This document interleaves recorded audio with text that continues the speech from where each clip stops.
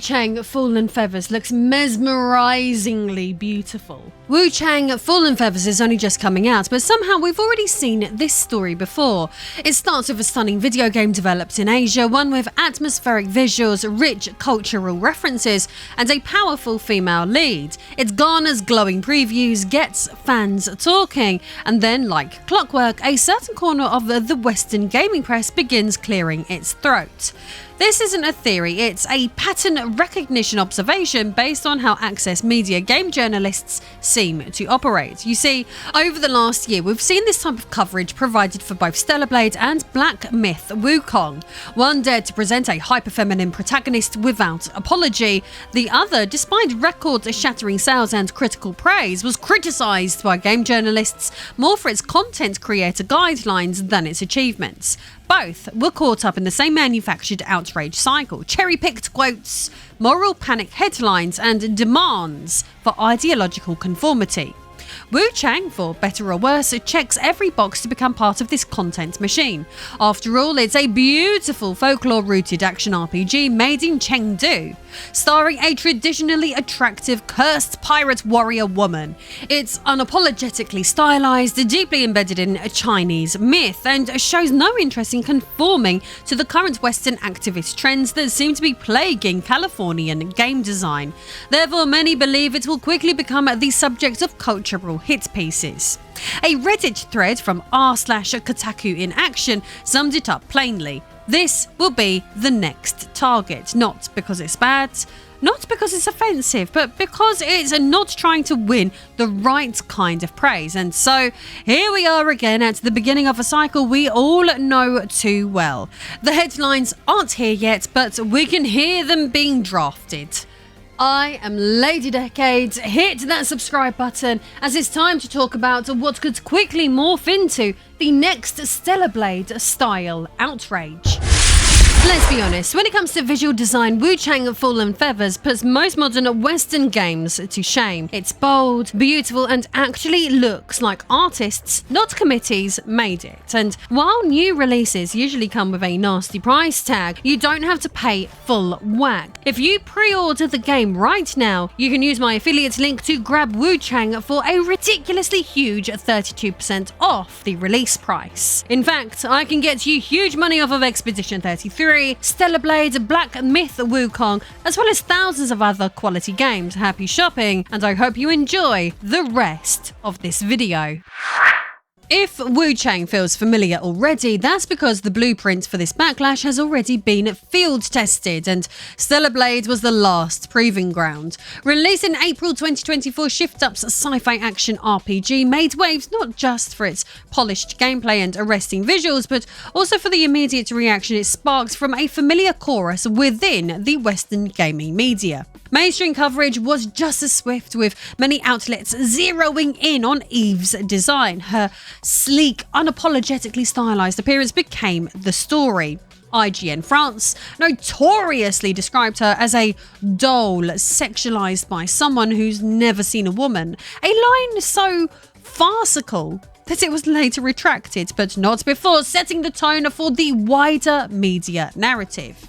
Eve wasn't a character to explore, but a symptom to diagnose. Debates raged, but not over combat depth or world building, but over whether Eve was too sexy or too submissive or simply too outside the new Western gaming norms to go unpunished. Stella Blade didn't flinch in the face of outrage. It just simply wasn't made with those critics in mind. It represented a different creative lens, where femininity is not automatically suspect, and where visual appeal isn't treated as a crime. And this is where Wuchang re-enters the frame. Like Eve, Bai Wuchang is designed to be striking, elegant, and powerful on her own terms. She wears her femininity as a weapon, not a weakness, and her design reflects a cultural sensibility where mystique and strength aren't in conflict. There's been no censorship and no pulled punches.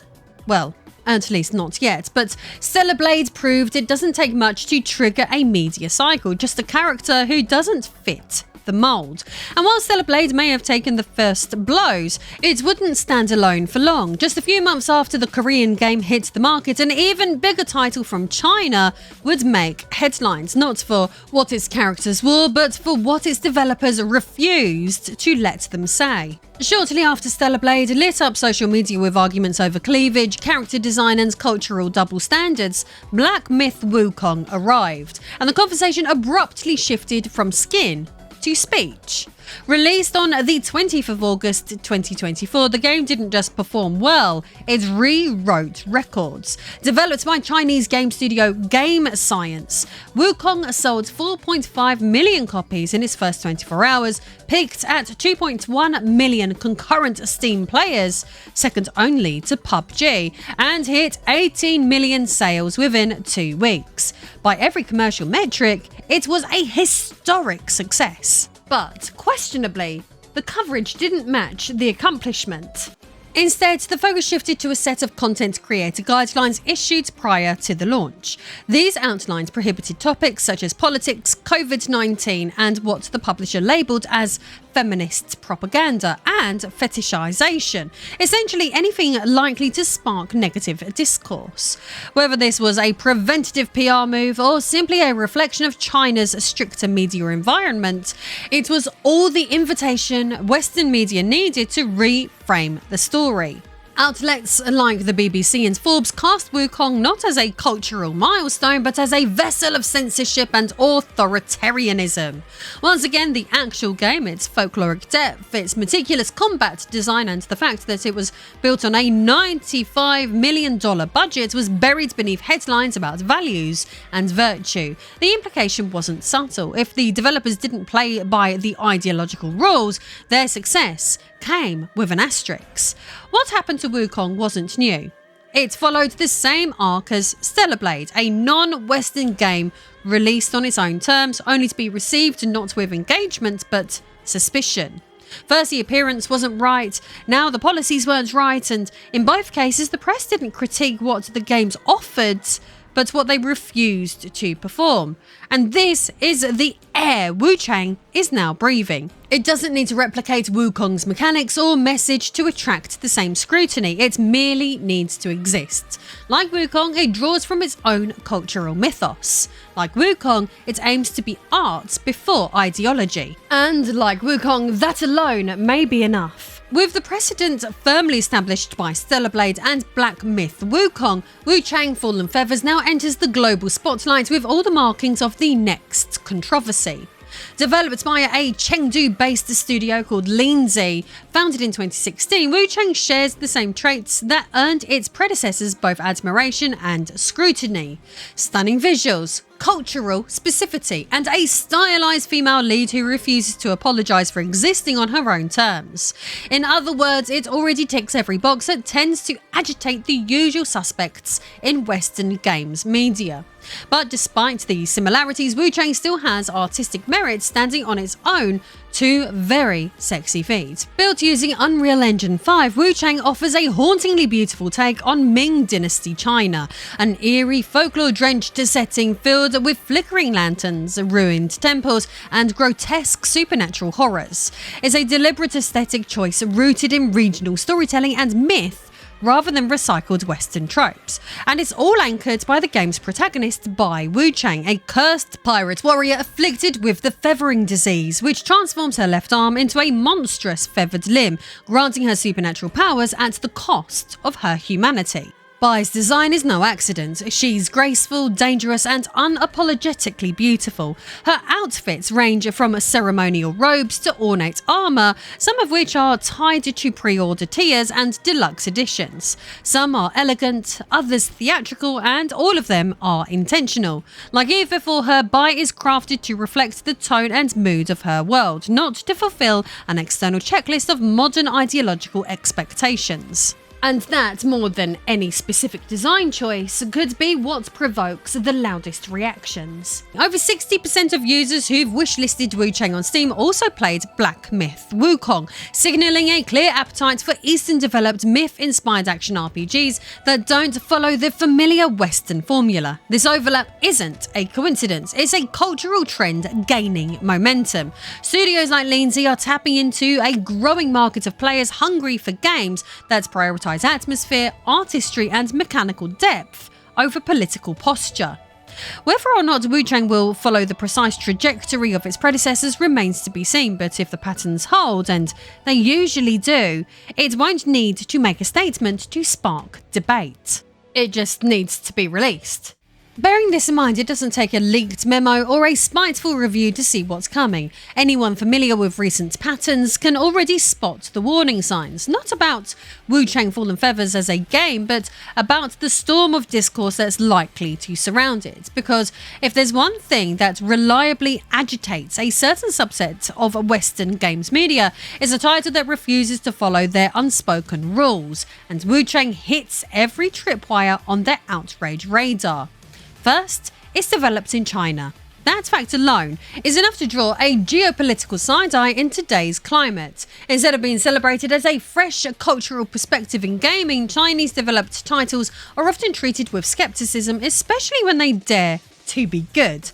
Black Myth Wukong didn't soften that attitude, it entrenched it.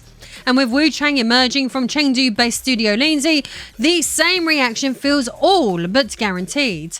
Then there's Bai Wuchang herself. She doesn't fit into the flattened design mold so often favoured in Western production pipelines. She exudes mystique and menace rather than bland virtue. In a media landscape that routinely tries to scrub the strength of its sensuality or vice versa, Bai's design is going to raise eyebrows simply because it refuses to apologise for anything. But wait, there's more. Layered on top is the game's wardrobe system. From ceremonial robes to dramatic fan service, Bai's look is customizable, with pre-order tiers and unlockable outfits that allow players to tailor her appearance. For most players, it's a welcome nod to freedom of expression and flair. But if Stella Blade taught us anything, it's that even the suggestion of choice, especially around appearance, is enough to set off a media panic about propriety, objectification or bad messaging. More significantly, Wuchang makes no effort to signal modern ideological allegiances. There's no clumsy allegory for present-day politics, no shoehorned representation matrix, no attempt to graft 21st century anxieties into a folkloric 17th century setting. The world of Shu as presented here is brutal, spiritual and steeped in regional mythology, not global moralizing, and in a media environment where relevance too often means recognizable signaling, that silence can be read as defiance. Which leads to the final trigger: cultural specificity. Wuchang draws directly from Shu mythology and classical Chinese literature, invoking everything from the feathered immortals of Shangqingdui to texts like the Annals of the Kings of Shu and the Classic of Mountains and Seas. It's a design rooted in heritage and tradition, not ideology, but to a media class, they can easily be framed as alien or even regressive. All of these so-called red flags have triggered outrage before. With Stella Blade, it was Eve's design. With Wukong, it was the absence of acceptable discourse. Wuchang, which combines the elegance of Eve with the confidence of the Monkey King, is arriving with every potential pressure point already exposed. Not because it's picking a fight, but because it dares not to care. What's worse is that little of what I'm saying is conjecture, it's a routine. At this point, the pattern is so well established it practically runs on rails. A game from East Asia dares to skip the cultural compliance checklist, and within weeks, the reaction unfolds step by step. Wuchang Fallen Feathers is already halfway down the conveyor belt, and unless something drastic intervenes, the rest is inevitable. So let's look into a crystal ball and examine more thoroughly how this could unfold. Step 1. The hype phase. It always starts with excitement. Previews from Forbes, Game Informer and PC Gamer have already hailed Wuchang as the Chinese Bloodborne, praising its combat flexibility, eerie setting and striking visual style. It ticks every box for Souls-like fans, mechanical challenge, narrative mystery and rich atmosphere. But even in this early coverage, you can often hear the caution, a kind of nervous admiration hedged with qualifiers, as if waiting for someone to give permission to be impressed. Step 2. The social media backlash. Then comes the shift. As trailers and gameplay clips spread, they start drawing the wrong kind of attention. By Wuchang's flowing robes, her poised beauty, her unapologetic elegance all become points of concern. It only takes a few viral posts. Why is she dressed like that? Why do all Asian games make women look like dolls? This is setting representation back. The discussion veers hard into optics. Suddenly the combat system isn't the point. Mock headlines start popping up, except they aren't really mock anymore. We've seen them before and we'll see them again. Step 3. The hit piece phase. Once all the outrage simmers long enough online, the articles follow. Long form, heavy with judgment. Stella Blade was slammed for being fetishized and tone deaf. IGN France called Eve a doll, sexualized by someone who's never seen a woman, before quietly retracting it. Expect the same here. Criticism about Wuchang's lack of body diversity, its cultural regression, or how it signals a problem in Eastern game design. These articles aren't about critique, they're about control. They don't argue with the game's mechanics or world building, they argue with its refusal to submit. Step 4. Gamer pushback. This is where the reaction boomerangs. Petitions begin. YouTubers post breakdowns of the coverage. Steam reviews fill up with culture war commentary. Players, many who had never heard of the game, now show up in defense or defiance. Review bombing wars kick off, not always fair, but often inevitable. The result? A media spectacle that drowns out the press narrative and replaces it with something much louder: audience resentment. Step 5. Free marketing. And just like that, the backlash becomes an advert. Black Myth Wuchang was called politically troubling, then sold 18 million copies. Stella Blade was scolded for its character design, then rocketed to bestseller status. The moral outrage doesn't stall momentum, it supercharges it. Controversy spreads awareness. Disapproval from the usual suspects becomes a badge of honor and a signal boost. For the critics, Wuchang is a threat because it exists without their blessing. It doesn't cater to them, it doesn't need to. But for the rest of us, for anyone hungry for a haunting, polished, myth-rich RPG, is exactly what we've been waiting for. The machine is already whirring. The cycle is in motion, and if history repeats itself, and it usually does, the only one surprised by the outcome will be the ones who never really understood the audience to begin with. It's the same thing happening over and over again. Beneath these backlash cycles lies a deeper rift, one that isn't just about individual games, but about competing visions of what gaming should be. What we're witnessing isn't isolated outrage, it's the byproduct of a growing cultural clash between Eastern and Western design philosophies. Wuchang Fallen Feathers is more than just a game with a stylized female lead. It represents a wider shift among Eastern developers, what some industry observers call cooking without permission. And that's exactly what makes these games so captivating and so controversial.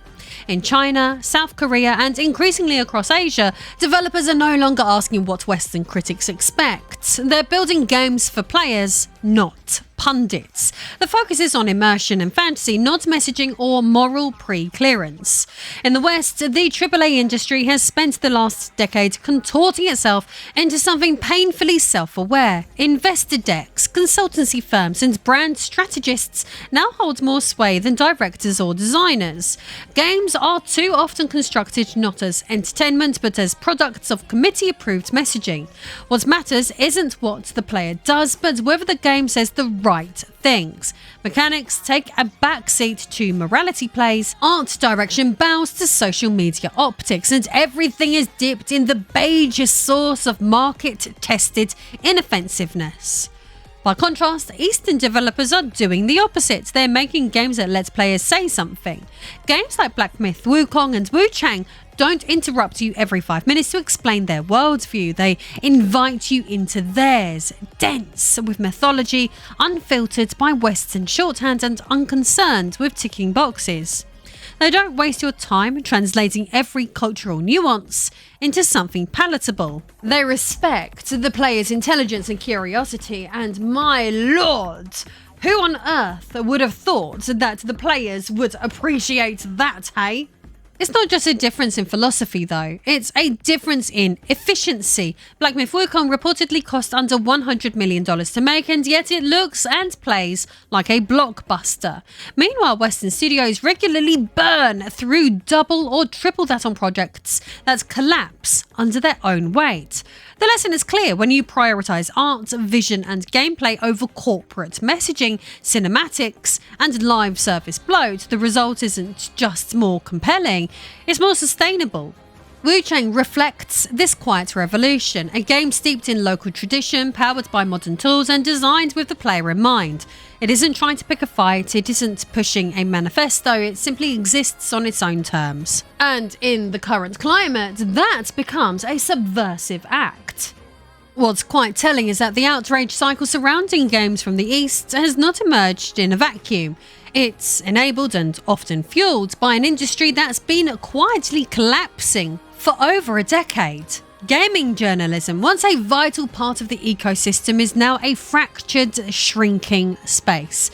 Bleeding staff, losing credibility and clinging to influence it no longer truly holds. The old gatekeepers are still shouting, but the gates have rusted open and fewer players than ever are listening. Since 2020, 62% of major gaming outlets have experienced layoffs or shuttered entirely. Kotaku, once a cornerstone of games coverage, slashed 18% of its staff in 2023 alone. But the trend isn't just financial, it's philosophical. A staggering 73% of Gen Z gamers now prefer getting their games news from YouTubers and streamers rather than traditional articles. It's not just a shift in format, it's a shift in trust. For many mainstream outlets aren't seen as critics anymore, they're seen as scolds. Less interested in whether a game is fun, more obsessed with whether it's ideologically acceptable. While Legacy Media asks if a character's haircut is problematic, independent creators, such as YouTubers and streamers, are not trying to correct the audience, because they are the audience. This is the landscape Wuchang enters. One where the access media can still kick up dust, but no longer has the authority to settle it. The outrage, if it comes, won't be a sign of influence, it'll be a symptom of irrelevance, because in 2025, gamers don't need permission to be excited. And they certainly don't need a Kotaku editorial to tell them what they're allowed to enjoy. Regardless of trying to predict the future around the game, strip away the noise and Wuchang Fallen Feathers is shaping up to be exactly what so many players have been begging for: another high-quality, complete single game. Wuchang Fallen Feathers deserves to be judged on its own terms as an ambitious, visually arresting action RPG, rich in cultural texture and built with clear artistic intent. I sincerely hope that's how it's received. I hope we don't see another cycle of performative outrage, selective outrage, and all too familiar hit pieces. I hope the game is allowed to speak for itself, to be played, praised and critiqued, and debated like any other serious release. But I'm not holding my breath, because the outrage, it's probably already queued up. We've seen this movie before and the script hasn't changed. Wuchang isn't entering a neutral marketplace. It's walking into a cultural crossfire, and the real horror for some critics isn't the cursed beasts or ghostly plague victims, it's that the character is traditionally attractive. So whatever you do, don't let someone else decide for you what you're allowed to enjoy. That's not journalism. That's gatekeeping, and no matter how many headlines scream otherwise, players are more than capable of making up their own minds. Let's be honest, Wuchang Fallen Feathers makes most modern Western games look like concept art gone wrong. It's that stunning. So use my affiliate link to pre-order Wuchang with a ridiculous 32% off. You can also get big savings on Expedition 33, Stella Blade, Black Myth Wukong, and thousands of other top-tier titles. Each purchase supports my work simultaneously, and if you want to support what I do in a more personal way, access my behind-the-scenes cosplay library and more over on Patreon. See you soon in the next video.